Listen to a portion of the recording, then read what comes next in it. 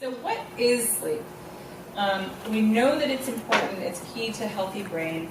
The definition of sleep is that it's a readily reversible state of reduced responsiveness to and interaction with the environment. So as we said, we kind of withdraw from the senses and shut down, and we become no longer conscious.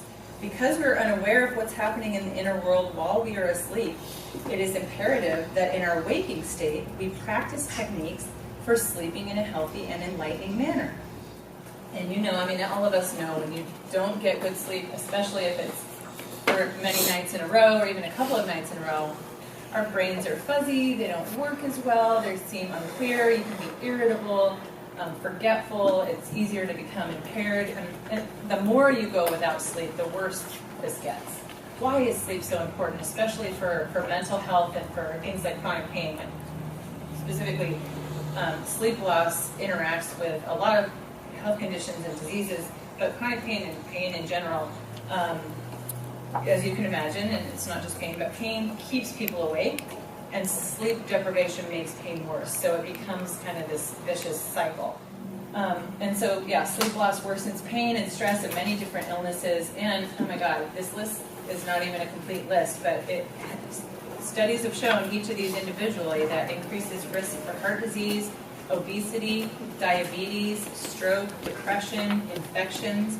Like, how could that all be? When you're stressed, you get a little bit immunosuppressed, right? Which is okay in the short term. Like, short term is acute stress is fine, and it's even healthy for us. It can suppress your immune system, but chronically, that immune suppression puts you at more risk for infection and even things like cancer. So our nervous system has lots of different rhythms, and our entire body-mind uses lots of different rhythms, right? We have our breathing rate, which, as we know, is one of the few ways that one of the few rhythms in our whole body-mind that we can actively, consciously control at any moment. That is, like, again, I want to always come back to that in terms of the practical yoga teachings. We have that at our disposal. That is our greatest singular tool, is our breath. That is the way into the nervous system, and that is how we can set the tone and affect the nervous system, is through the breath. The really exciting new discovery just in the last few years, which, I mean, this really only happened in 2013, I think, was the initial discovery of this lymphatic system, the brain's detox mechanism, which we'll talk about too in more detail.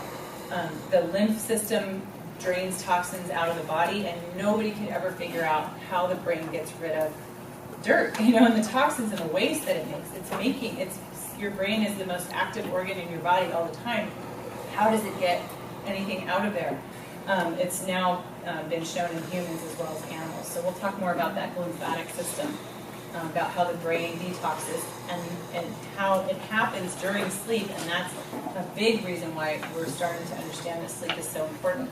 And then we'll talk about how that relates to brain disease. And we'll get into all the individual different brain diseases.